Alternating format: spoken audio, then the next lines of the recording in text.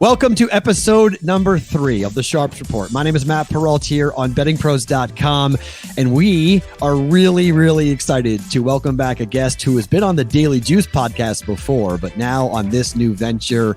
It's a long-form podcast. It's a long conversation with Captain Jack Andrews, a guy who I have recommended. If you're a Juice listener, you know how I've spoken highly about professional gambler and now gambling content producer on his YouTube channel. But Captain Jack Andrews joining us here on the Sharps Report. Captain, how are you? Matt Perrault. Hey, Matt, it is great to talk to you again. Didn't think we'd get back to this anytime soon, but this is great timing. Yeah, so here we are in the sports gambling world heading towards football. We're in kind of like the doldrums. That's why kind of we started this, because we're not in the heat of it as of yet. So people have got some time to kind of think about the upcoming season. But as a whole right now, give me your feeling about the sports gambling industry and what's happening currently. Are you happy with it? Are we headed down a dark path? Where are we right now in sports gambling? Well, I think in many ways we're on a rocket ship to the moon right now, to steal a phrase from the crypto community. It is just taking off, and it's hard to keep up with everything that's going on. And you're right, this is the period where everybody is rushing to get something done before the NFL season, because, hey, the NFL is king. It is always going to be king. So if you're a gambling operator, you want to make sure you have your product in front of people in time for the NFL season. So on a whole, though, I would say the whole is a net positive with the gaming industry right now. There are things that annoy people and annoy myself, but on the whole, I think this is better than it was before we had legalized, regulated gambling across the United States.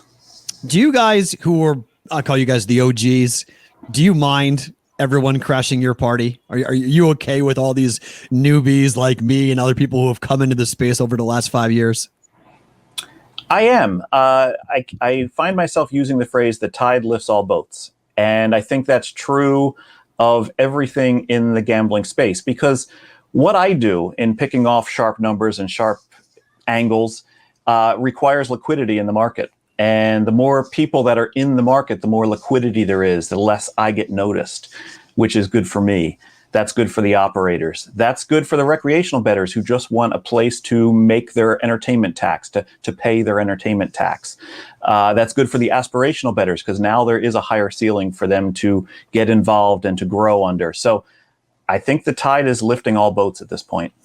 Do you think somebody made this comment to me a couple of months ago, and I was sort of, I don't want to say I was depressed by it, because I am a sports fan first and foremost. And so I care a lot about the sports gambling industry, and I want it to thrive. But somebody said, that sports gambling is just sort of a Trojan horse to get online casinos up and running in all 50 states. And that's the real money that everyone's looking at. Sports betting is not going to be the real big money maker down the road that these companies are all banking on. Is that fair? Is that true? Yeah. I mean, if I wasn't the one that told you that, then, maybe I could have been, because I've used that same analogy, that sports betting is largely what the people want. And the state governments are saying, well, the people really want this. They don't want to be without sports betting. Everybody else is doing it. We might as well legalize it and regulate it and make some money off of it. And then a year or two down the line, they're going to say, where's the money? Because sports betting is a low margin industry. And especially if you set it up where the operator can write off their marketing expenses. And as you've seen, everything's a marketing expense these days.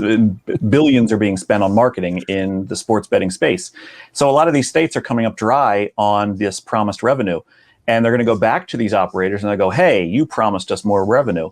And the operators are going to say, well, if you want the big money, let us do the iCasino. Let us do the online gambling. That's where the big money is. And they're right. It is where the big money is. And I think that's how this Trojan horse is going to wheel into the city of Troy and, be opened up. So what does that do to sports betting? Does that marginalize it? Does it make it go not as in our face as it is right now? Or is it a bigger piece than what it could have been? It's just sort of another angle to make money for these operators. I think in time it's going to settle back into largely what it's viewed as in Las Vegas, which is as an amenity, as complementary to the gambling process. because sports books have long been at the back of the casino, and you got to weave through a lot of slot machines and table games to find the sports book, and that's on purpose. I think we're going to kind of get back to that, where the sports book is going to be just a part of the online casino that DraftKings or FanDuel is going to have available to consumers. And I don't know if that's good or bad. I'll reserve judgment on that, because I really believe in the sports betting industry as a whole. I think this ecosystem has room to grow. This is a $300 billion total accessible market, sports betting is. And I believe there's more than one way to skin the cat. There is more than one way to operate a sports book. And I'm hoping that we're going to see some innovation to capitalize on that. Circa Sports here in Vegas has put their foot down as saying we are a sports betting company. And they built Circa with obviously Stadium Swim, which is an outdoor now pool with huge screens and betting opportunities. And they've got the gigantic sports book. They call it the biggest sports book in the world. And so they're very active on Twitter and social media, and they want people to know that they are running their business a different way. But it's just here in Vegas. They're in Colorado, they're in Iowa, they're looking to expand, but for the most part, they are based in Vegas. Do you see one day customers demanding a different model than the European model that's being run so much on the East Coast? I definitely do. I think as I mentioned, there's room for a lot more different approaches to sports betting. Look, Circa is probably the first casino. No, I'll change that. Circa is the first sports book that built a casino around it.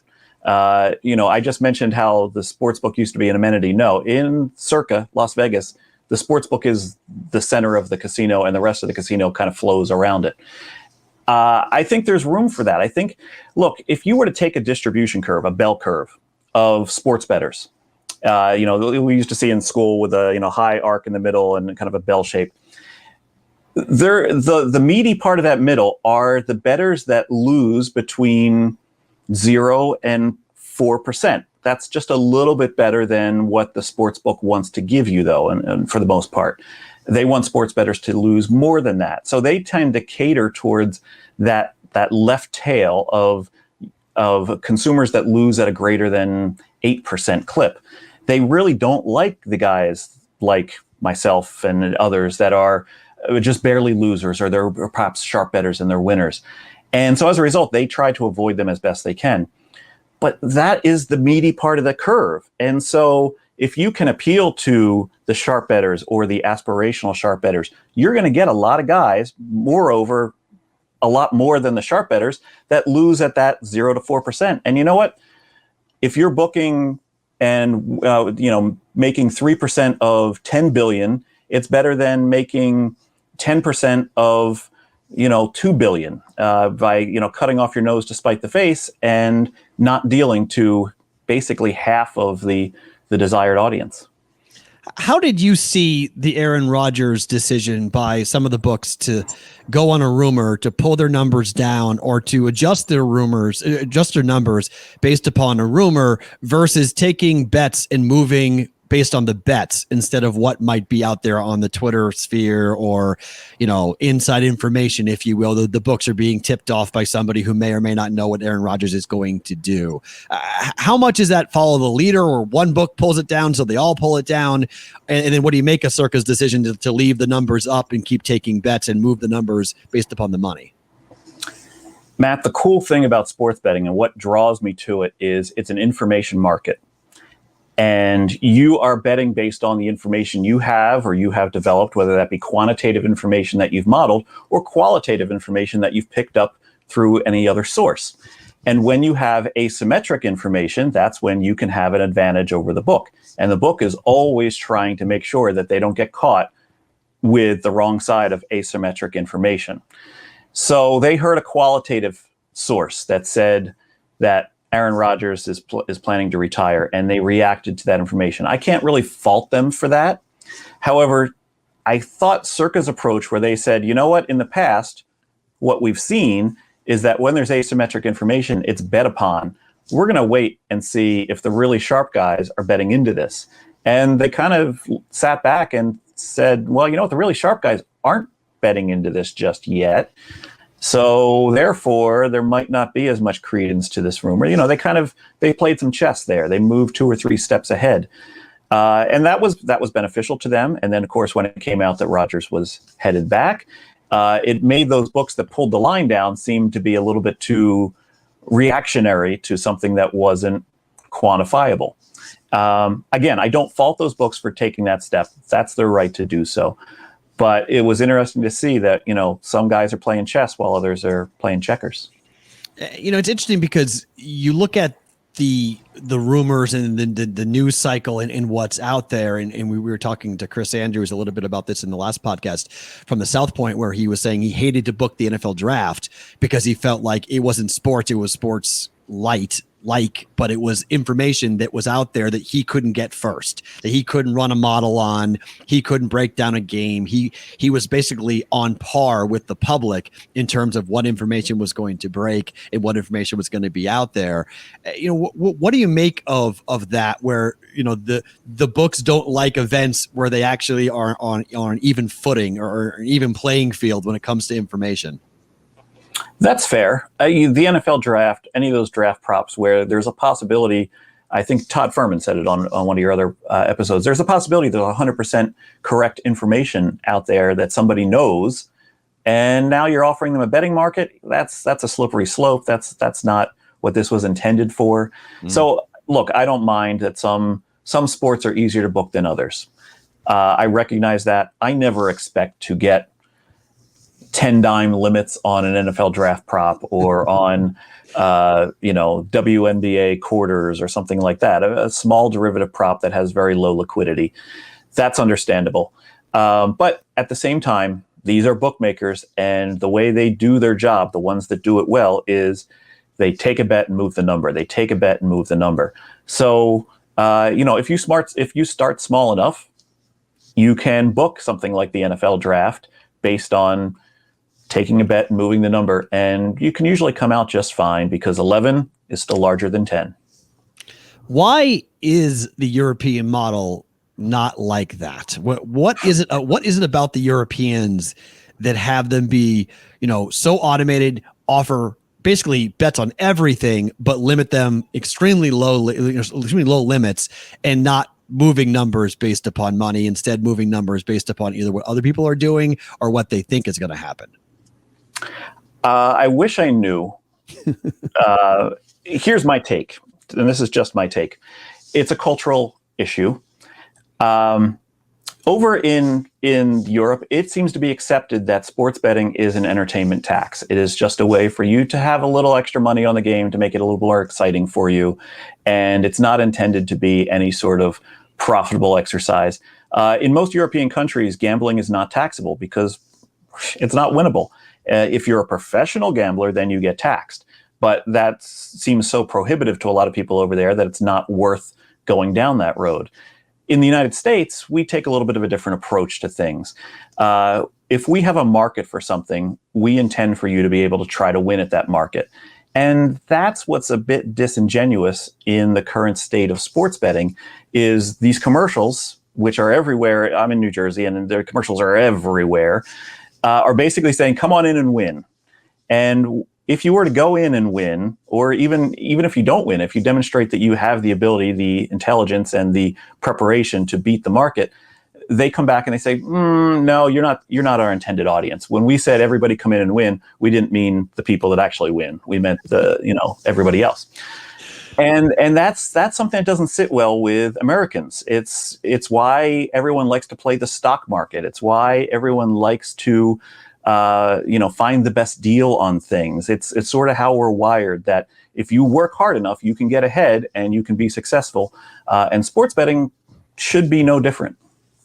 It's interesting to me as a media member to watch the media side of things and to watch who is being hired and who is being put out as a brand ambassador and who they're trying to market to. And right now it's trying to market to the masses. Do you ever think that there will be enough people, maybe not on your level, but there'll be enough people who actually care about price and care about how they're being treated and cared about the limits they're receiving, that the marketing will change, that, a Circa type of book could be national and could market to those types of gamblers? Oh, I definitely think so. And I think we're on the cusp of that happening. I think there's a lot of possibilities out there. It could go either which way. There could be something like Circa that propagates nationally. There could be offshore titans that have been out of the U.S. market for years that go down the regulation path. And you know what? Regulators have long said they're open to that.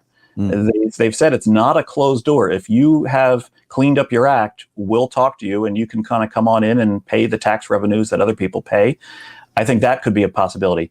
The betting exchange, where we take the whole bookmaking philosophy out of it and just have it be like an open call exchange as to price discovery on the best possible price. There's a lot of different options here that we haven't explored in the US beyond this recreational model. And I think we will, because as I mentioned, this is a huge market. There is definitely room for other approaches. Could a BetCris or a Pinnacle ever come onshore? Oh, I think so. Definitely. It really depends on them. It depends on, do they want to go through that hassle? And I think they do, because I think they see that the offshore industry is not growing anymore. It's not going to disappear. The offshore industry is always going to be around, largely due to you can bet on credit. But they recognize that the thirst for regulated gambling is extremely high in the United States. It is growing the market. There are people that are betting on sports now that wouldn't have normally bet on sports if it hadn't been regulated and legalized. And it extends beyond the United States. Canada's getting involved. Latin America, sports betting is becoming huge in Latin America. And a lot of these companies are like, you know what? We have the resources. We have the technology to expand themselves and become major players in these markets. And largely they've taken that approach. BetCris, for instance, they are fully regulated in Latin America. They are a partner of the NFL and a Major League Baseball. They've done very well for themselves there. And I don't see any reason why they would be stonewalled if they were to try to get into many of the U.S. states that are, worth it for them. Do you think the average person who gambles knows how influential the offshores like a Pinnacle or a BetCris are when it comes to opening numbers? They need to know. So in other words, that's always the question everybody asks. How does Vegas know? Where does the line originate? I'm sure Chris Andrews could have told you this. The line doesn't originate anywhere. The line kind of gets price discovered into place. And yes, there is somebody who hung a line at some point, sometime a couple days ago, and sharp bettors have hammered that line into a flat piece of metal that is now razor thin and can be hung everywhere in the world. And it moves based on information, and it moves based on action at faraway places. It's a global ecosystem, the sports betting market. And I think a lot of bettors need to realize that when they're looking at the DraftKings line or the FanDuel line, that's not somebody in some ivory tower in the DraftKings building that is saying, this is what the line should be and setting it in stone. They're just reacting. They're just reacting to everything, market forces all over the world, to as they best see fit. When a number moves dramatically for like an offshore and everyone's following that number, how dangerous is that? Do you ever see a book just saying basically we're going to do our own business and we don't care what happens everywhere else, and go back to the days where you had different numbers, where you could have an NBA game where one book was at -4.5 and a different book was at -7? Do you ever think we get back to those days? We won't get back to that, because there's too many people out there that have these worldwide operations as bettors that pick off all of those numbers and make it pretty disadvantageous for any book to really step out of line. What we do have, though, is we have market makers in sports betting. And these are the books that when they move, the rest of the world follows. The rest of the world, if they were to move, the rest of, other books wouldn't follow them, but they'll follow the Pinnacles and the BetCris, and Circa is coming up as a market maker. And I think the guys from Deck Prism there in Vegas, they're doing a great job of starting to make markets. Even Bet Online is actually a sharper book than they used to be, because they're getting into making markets. And these are the books that are saying, okay, you know what? We've kind of figured this sport out. We're able to process the information that comes in very quickly, very efficiently, and move our number confidently. And other books take notice.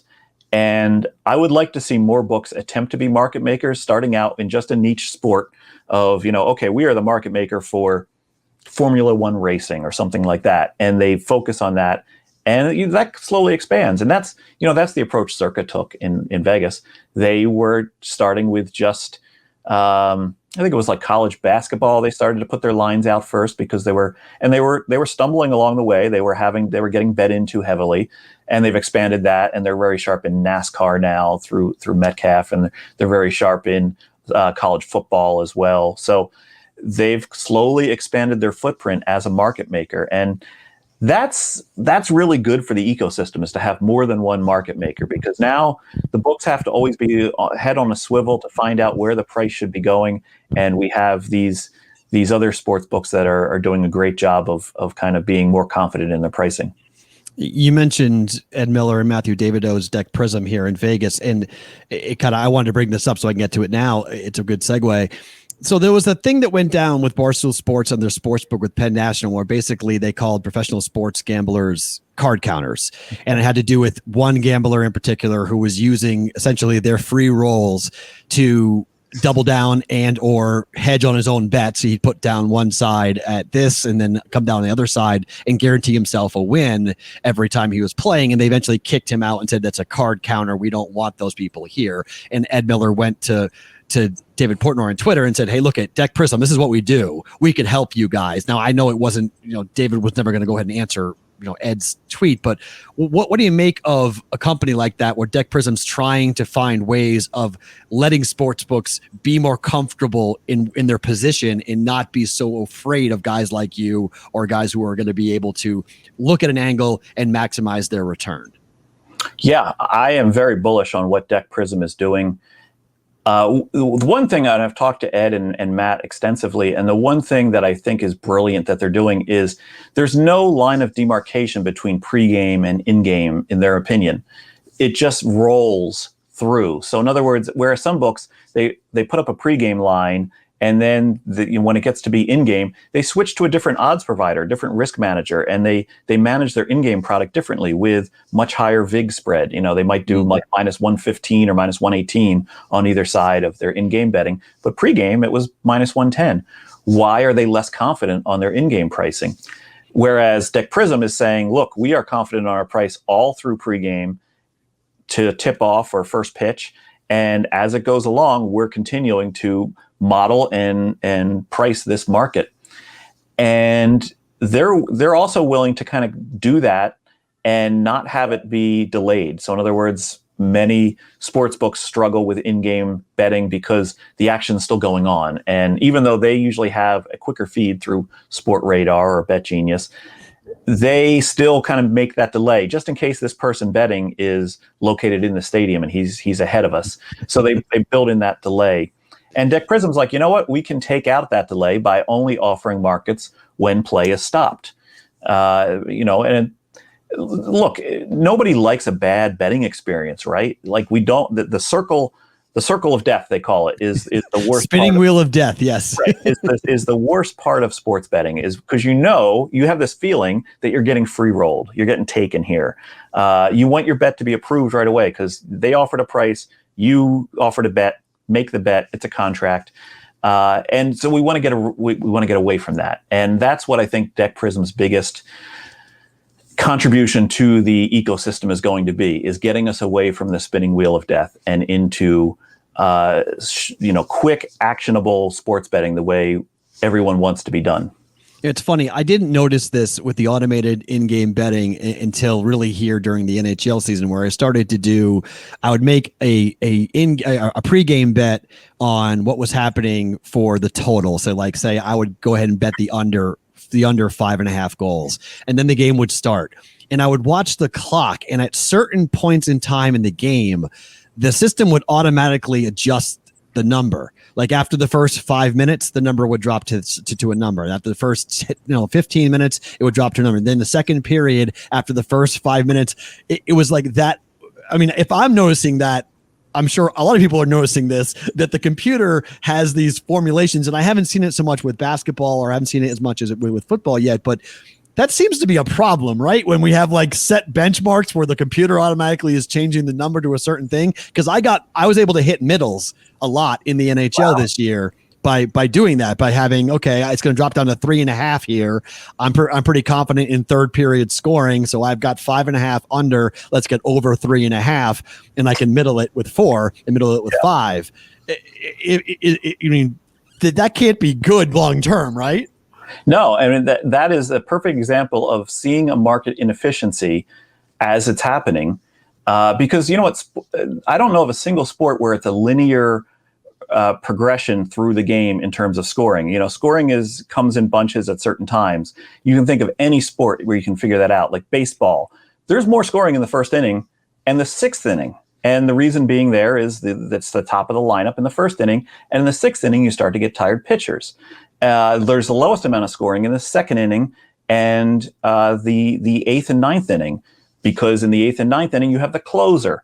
And in the second inning, you have the second half of the lineup basically coming up to bat. These are the sort of things that as a sports bettor, you need to think through. And these aren't any quantitative thoughts that I'm having. These are just, I observe the game, I take mental notes. You took mental notes of how their pricing is going throughout the period and noticing it updates at odd intervals, fixed intervals. And you took advantage of that. I mean, that's the sort of thing with sports betting is you got to always have your eyes open and look for situations where you can observe inefficiency and then figure out how can I take advantage of that. All right. So, Captain, when I told the audience that we were going to have you on, I asked them for questions. So I've got a couple of them that I want to throw at you. The first one comes from TJ. And he's wondering if you're going to put out content on what you thought, what's going to happen for the NFL season this year. You did one on baseball in 2020, 5 hidden factors for the NFL or college football betting. Do you think that you'll be doing that again this coming year? TJ, that would be a great idea for a video. I am a little backed up in terms of my content getting out. I've been working on a new site that we can talk about in a bit, but that's been kind of preventing a lot of my other content like I was doing last year. I want to get back to that because that was so much fun to do those basically PowerPoint presentations and then present them onto YouTube, and the feedback was great. But you know what? That's a great idea because we're seeing right now, like, vaccination is not proof that you won't catch COVID or that you won't miss a game. And that's going to play in the NFL this year. We know it. And so you got to review those COVID rules that the NFL just put out about, you know, forfeiture, as well as the 24-hour window versus the 10-day window. So it's, you know, there's a lot of factors, again, this NFL season that are going to come into play. Well, tell me before we ask this question, let's get into your new venture, your new website. Tell the folks what you're up to and what you're doing, because it's pretty darn cool. Yeah. So some time ago, Rufus Peabody, I'm sure your audience is very familiar with him. He's one of the best bettors in the world, and he's also a really nice guy. He approached me about doing a website with tools and simulators and content that would appeal to people that want to take their game to the next level, the aspirational bettors. And so we worked together and we put together a team of engineers and developers and data scientists. And I think we've put together some really cool items. I'll just walk through a couple of these things. We're going to have betting tools. And one of the reasons we want to have betting tools is there's a real dearth of information when it comes to pricing things out in sports betting these days. Like, what's the value of a half point? Well, if you Google that, you're going to find a calculator on a certain website that was written in 2006. And it's still the same numbers. And those numbers were true as of 2006, but they're not true these days. The games have changed. The rules have changed. So a half point is worth a different amount than it used to be. Well, we're going to have tools to help you price out the proper value of a half point. Tools to help you compare lines. So in other words, you're shopping your NFL Sunday and you see one book has -3, -110, whereas another book has -3.5, +105. Which one of those is the better line? We're going to have tools where you can just type it in and it'll tell you, oh, this one's better than that one. Wow. Closing line value. Everybody can kind of calculate their closing line value. That's the big buzzword, right? If you're sharp, you have closing line value. But it's troublesome sometimes to price your closing line value across numbers. In other words, the line opened at -3, and that's where you bet it, but the line closed at -4.5. Well, what's your closing line value across all those numbers and half points? We're going to have tools for that. But I think the star of the show is we're going to have a betting simulator, not betting simulator, but game simulator. So you enter in your power ratings, or you pick power ratings from around the web, the Massey Peabody power ratings, the ESPN FPI ratings, the 538 ELO ratings. You can enter them into our simulator, and it'll simulate out the season 10,000 times and give you pricing for various futures bets, such as odds to win the Super Bowl, number of season wins, over, under, will they make the playoffs, yes or no? And you can shop those around at the various sportsbooks because everybody's got lines for those these days. And we're even going to be able to price out, like, what are the odds that Dallas wins less than 4 games this year? Because there are places that put up these props of Dallas under 4.5 wins, that sort of thing. And we found that the pricing on those things is sometimes a bit off. So if you have decent power ratings and you have the kind of the process behind yourself of how you make bets, you can turn that into quantitative numbers. And I think that's the real key for our site is we want to give consumers the ability that maybe they have opinions on sports betting, but they don't have the coding chops to make a model, or they don't have some expertise in R to model things out. You come with your numbers, and we'll turn them into a modeled projection for you, and kind of like span that gap that other people used to fall into.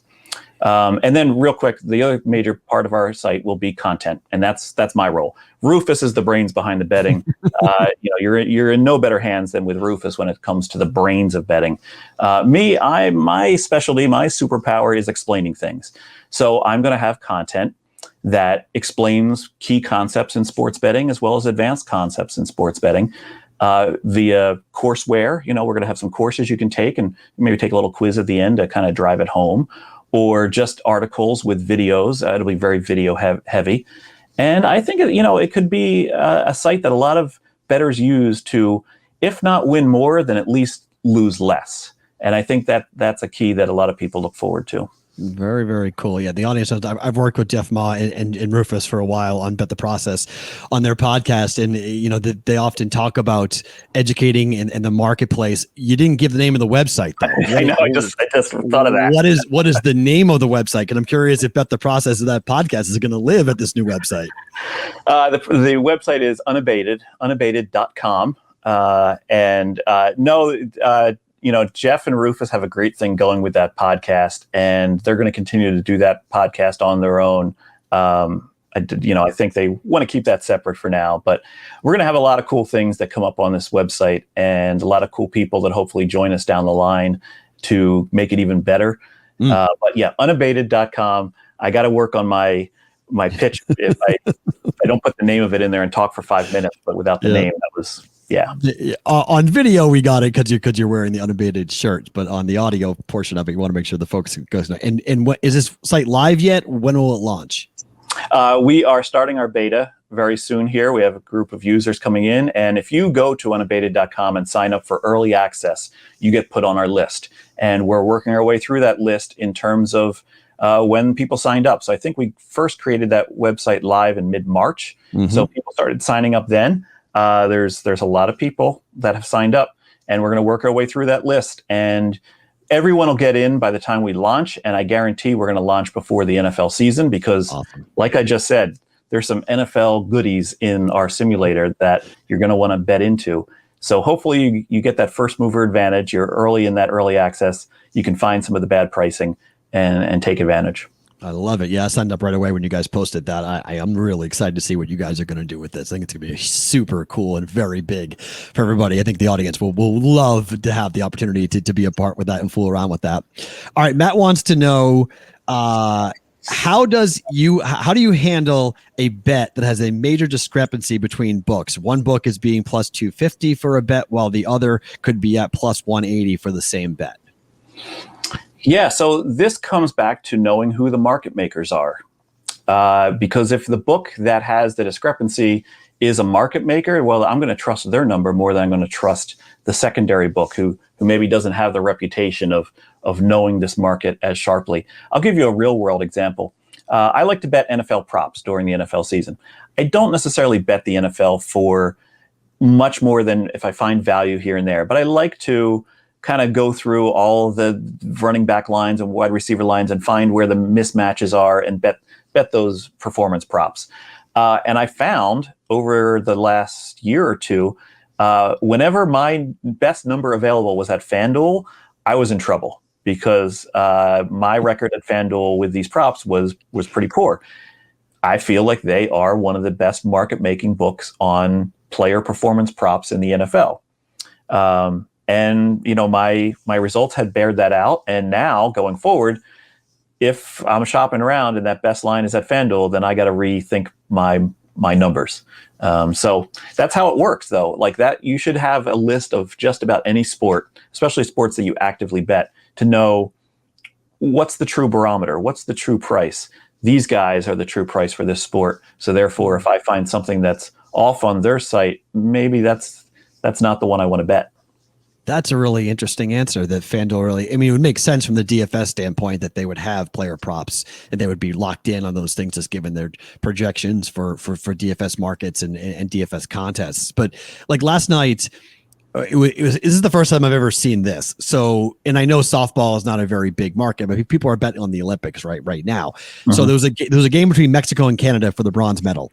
And there were books that had Mexico plus 1.5, the reverse run line, from anywhere from minus 200 to plus 250, which is just a ridiculous spread. It didn't make any sense. There was an offshore book that somebody posted that showed me that you could get Mexico plus 2.5 runs at plus 150. Now, I had plus 1.5 at plus 120, but it feels like that right now with the Olympic wagering or smaller markets that nobody knows anything when it comes to these smaller sports. Fair? I think, Matt, you're absolutely right. I've been working almost heads down the past couple of weeks, so I didn't bet anything on the Olympics so far, but just what I'm seeing through Twitter, yeah, I totally agree. I think if you are the kind of guy that doesn't mind doing a lot of line shopping, you're finding crazy value when it comes to betting on the Olympic Games because there is no market maker. And so a lot of these books are shooting blind. They're just kind of copying a number that they saw, and then that number changed. They didn't update their number. And yeah, there's not a whole lot of money you can get down on these. And this is going to be one of those low liquidity areas. But hey, a couple $100 with a 10 to 20 to 30% edge, that adds up pretty quickly. And you get a few of those strung through the 16 days of the Olympics. And at the end of it, you got a pretty nice profit for yourself. Yeah, Team USA opened in their first game. The total was 11. It went from 11 to 9 to 8 to 6 to 4 in the final game in terms of where they were. Wow. So the books were way off on USA softball, and I'll give Dave Sherapan credit for this because he's the one. His daughters play elite softball, so he knew all the different teams and the breakdowns, and he was looking at the numbers going, this is way wrong, guys. And he was pointing it out to me and other people going, hey, this is nuts. And so I started watching it, and Vegas books weren't booking softball for that very reason, but the East Coast books were booking it like crazy. And so, look, it's $50, it's low limit. No one's coming in betting, 2 or 3 dimes on this type of stuff. But wins are wins, and you just go ahead and you take it. And if you're seeing an 11 and the game is 3 to 2, it's a no sweat, easy cash, and you go back and fire on the next one. So it is interesting to see how you're mentioning there isn't a market maker right now for the Olympics, and these books are just kind of chucking up these numbers because they want the action, but they really don't know what they're doing. Like nobody really knows anything. Is that one reason why you stay away from NFL sides and totals? That there's so many sharp numbers out there and there's so much money in it with people coming in that it's hard to find value? Absolutely. The NFL is the most efficient sport in the world, I believe. EPL might be slightly more efficient overseas. Yeah, if you can beat the NFL, well, then God bless you. I mean, you are really doing your homework. And I'm not saying there are guys that can't beat the NFL. It's just really tough. And if you are a aspirational bettor, aspire elsewhere. Aspire to something that has a little bit less of a barrier to entry. Because yes, the ceiling is super high in the NFL. You can bet $500,000 a game easily at most sports books on an NFL side. However, it's just really tough. It's really tough to find an edge, especially if you're finding that edge like on Sunday morning. No, there's just not enough asymmetry in the market at that hour. But that doesn't mean that you can't find your edges somewhere in the NFL. Like I said, I like to shop around the props. I think it's still a fairly soft market, and for whatever reason, NFL props are taken by a lot of sports books. You can get a nickel down on an NFL prop, no sweat, at a lot of books. And so that's kind of fun. I cut my teeth betting props back in the day. So it's nice on NFL weekends. I, kind of hunker down for a couple hours and find some good lines and some projections and go with that. And I may have more on props on an NFL Sunday than I have on actual games. But I still watch all the NFL games. I mean, that's right. The fun of the NFL. Like, it's the most watchable betting sport there has ever been. And so that's why they're king. Yeah, I learned a big lesson because I've always been betting, but the daily juice now I bet every single day. So this is the first time going into year 2 of actually going through this process of betting every single day. And my NFL wagering in the regular season, I was up 11 units, and then I gave 9.5 back in the playoffs. So I learned a big lesson about betting. How, like, it's one thing to be good in the regular season, and then the playoffs, just everything changes, and it became super sharp and super difficult. And I'm losing games by 1 or 2 points. I'm still losing just because of how sharp the NFL really is for the sports books. It feels like early in the year, September, even college football in September. Do you feel like those are the times to really attack early in the year when the books don't have that level of information? Oh, definitely. I don't know who told me this, but somebody said they only bet weeks 1 through 4 in the NFL because after that, it's too sharp. I have seen no proof to dissuade that opinion. That sounds pretty accurate from what I've seen. There are things, and here's something to keep in mind for your audience is, as the market gets more efficient, other things have more value. For instance, teasers. Everyone knows about the Wong teaser, teasing through the 3 and the 6 and the 7. They increase in value because that market becomes more and more efficient. So when games are lined at those numbers, they're more likely to land fairly close to those numbers. So the key numbers become even more key over time this way, and the Wong teasers become more valuable. And there's going to be other situations like that in sports where, as markets become more efficient, then when you're getting a little something extra, it becomes a little bit better for you, whether that be parlay boosts or whether that be teaser odds and things like that. So be on the lookout for those times when they give you a little something extra, because inefficient markets, that they're worth just the more. It's a great point. And so there's 2 things that we talk about a lot. People ask me all the time. One is fading the public and looking at public money going on one side. And generally speaking, I don't like being with 85% of the market, whatever that be, bets or money. I don't like being on that side. And then the other is what to do with the free rolls, what to do with the odds boosts. And so I kind of want to get your take on that, because I've been just anecdotally looking at it. I'm angry whenever I'm on a bet and I watch a book odds boost it. So if I'm on a side of a money line and then I watch my 110 go to plus 150, I'm generally angry about that because I don't trust the books. I think that they're actually laying a trap to come and get me. Am I overly sensitive with that? Am I wrong to see that? I don't trust the odds boosts. Interesting. I've never thought of it, Matt, to be honest with you. I will say, there was, I'll name names. Barstool had the Overs Club. And like, if you were to bet the over, you got like a free jacket or something like that. I'm like, well, that's a great way to have people bet the wrong side. I saw another one, the no run in the first inning club. And my thought to that, and I've always said this to people, if you're betting first innings and you're betting the no, you're doing it wrong. Because the advantage is on always betting the yes. It's not always there, but it's, if you're more likely to be betting the yes if you're betting with an edge in first inning. Even with high juice? Well, so the juice is largely caught up. Back in the day, It was rare that you had more than minus 120 to the yes, because the general public says it's 1 inning. How could, I'm going to bet the no because we can get through 1 inning, right? But again, it's the top of the lineup, and pitchers pitch different ways in the first inning for whatever reason, mentally, I don't know. But yeah, the value's always been in betting the yes in the first inning. But now the books have largely caught up with that. And I was looking today, there was a minus 190 on the first inning yes in the Toronto Boston game, and I was wow, I thought it was 145 last night. It's up to 190. Yeah, that's interesting, because the reason for that is because I'm heavily into that game, is because of the fact that you got Robbie Ray, who has been pretty good in the first inning, but the Red Sox bats are pretty hot. But Garrett Richards' ERA in the first inning, it's 8.56, I think, in the first inning. He's given up 18 earned runs in the first inning. Yeah. No, Garrett Richards is the poster boy for yes in the first this year, and there's always one. There's always one guy that's the clear. This guy just doesn't have it in the first inning. Yeah.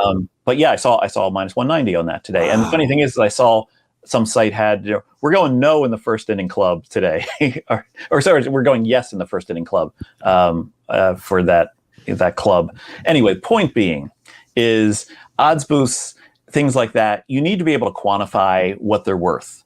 And it's what they're worth to you. And some of those odds boosts just aren't worth a whole lot.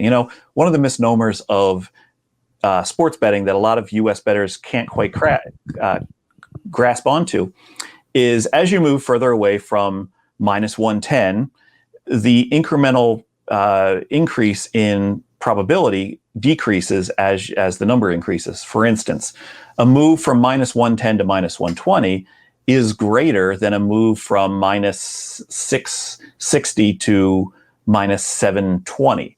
In other words, like, even though that seems like, oh, that's 60 cents and the other one was only 10 cents, the actual probability increase is far less, because it's an exponential odds system, and that kind of confuses people. So I often see a lot of these odds boosts where they tack on an insignificant amount of increase into the payout, to the point where it doesn't really overcome what should be the natural vig in the situation, and the odds boost really isn't worth anything.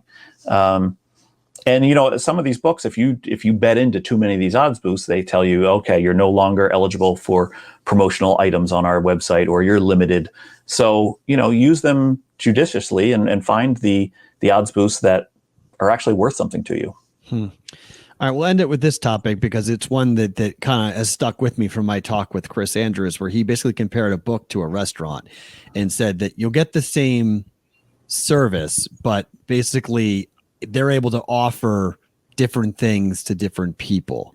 And sometimes a guy gets a meal comped. Some guys will get a free drink. Some guys will get a free dessert. It's not available to everyone. It's up to the restaurant to be, it's up to their discretion as to what they want to offer.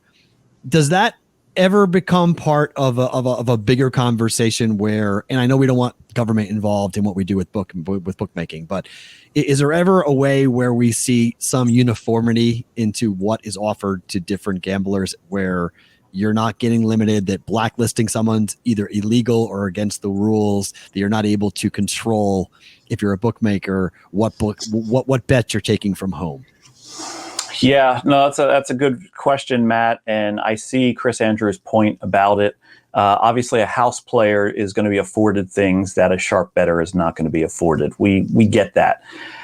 I think it comes off as disingenuous or unfair when you don't approach it in, this is what we're willing to give to everybody, to anybody. And the minimum bet limits is something they've done in Australia, and it hasn't really helped the industry there. The books work around it. I'm not really in favor of minimum bet limits in terms of regulation. I would like to see posted limits from all books. In other words, have every single book tell you, this is the minimum we're willing to take from all bettors. And if somebody wants to limit people down to $1 a bet, then they're going to have to post that, from all bettors, we're only willing to take up to maybe $1 on this. And that's going to look very shameful for them if they have to post that and say, we're this big mega billion-dollar corporation, but we're so scared of sharp action that for everybody, you just get $1 and you'll have to ask if you can get more. Nobody would want to do that, right? They don't feel embarrassed. They don't feel shameful that, they've said they're a big sports betting company, but they're not willing to take the wager. So have it be, look, and Circa does this the right way. They say, here are our limits, and anybody can come and get these limits. And if you want more, you just ask. And I would love to see that. And they don't have to be super high limits. The circa limits are not super high. Every time they post them, somebody always replies, man, these are real low. Well, yeah, they're low because that's what they're comfortable with, and you can ask and get more. I think that's the fairest way to approach it, is just have posted limits and not have to do the guesswork of, I did all this work to try to beat this market, and I go bet it, and they're only willing to take $2. That's just, it's insulting almost for a lot of bettors. Yeah, if you're a book, you're supposed to take bets, right? That's your job. You're in the business for taking bets. And if you're not taking bets, then what are you doing exactly? You're just kind of hanging out and posting numbers for fun. So yeah. I think that's part of the problem. And I feel for people. I mean, like I'm not betting, $1,000 a game. So like I feel for people who do this and they do the research and they do the work and they get up there, and then they're winning and they're making money, and then the book comes in and says, sorry, you're now going to get $50, and then the guy next to you comes up behind you and says, I want $2,000, and the book's like, yep, sure, come on in. And you get, and it's un-American in a lot of ways. There's no other business in America that says, if you're good at it, we're going to hurt you and stop you from doing it. Like, it just doesn't make any sense to me. Right. And I get the dichotomy. I get the symbiotic relationship between the book and the player. And I understand that you need the liquidity from that guy who's going to bet the $2,000 and lose to pay out the sharp bettor who's going to win.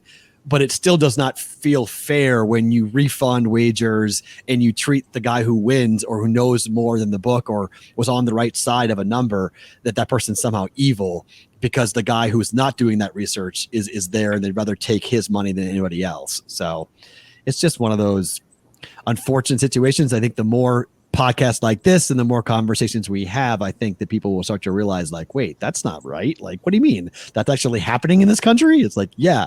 It's happening. It's happening all the time. Hey, all right, Matt, Kevin. One more point to that is that's where regulation comes into play in terms of enabling low barriers to entry to the markets, to get these innovative companies to come in and disrupt and try to shake up what's the norm. If we have states where they're only allowing for maybe 1 to 4 operators, they're going to be those same 1 to 4 operators that take this recreational model. But if we have states that allow for an open market, there's going to be competition, innovation, capitalism, and the consumer is going to win out in situations like that. Yeah, please, New York City, do not do the one New Hampshire operator deal. Like, don't do that. Like, if I can beg anybody in New York, do not let them copy New Jersey and you'll be all fine. Like, it doesn't make any. That New Hampshire model is no. That DC model is no. Oregon, no. We have states that are doing it right. Copy the states who are doing it right. All right, Captain Jack, give out the website once again for people who want to be following along. Your YouTube channel as well, where they can get your content. Sure. The website is unabated.com. You can go there now. You can sign up for early access. We'll get you in before the NFL season so you can take advantage of some of our tools in finding those wagers for the NFL season ahead. And YouTube, I am still endeavoring to put up content up there on YouTube. Just search for Captain Jack Andrews. If you search for Captain Jack, you're going to get a whole lot of Johnny Depp. Search for Captain Jack Andrews. You'll find me. And I got plenty of content from last summer that is still relevant. And so you can definitely take an evolutionary step forward in your sports betting by watching that channel.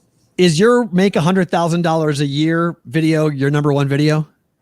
No, my number one video is the video I did with Dink back in the day of how to win at sports betting without using computers or model. And it was just me and Dink talking on a Zoom stream, obviously he's very engaging. And so it was a great video. But the other video that you mentioned is how to make $100,000 a year betting on sports. And it's not clickbait.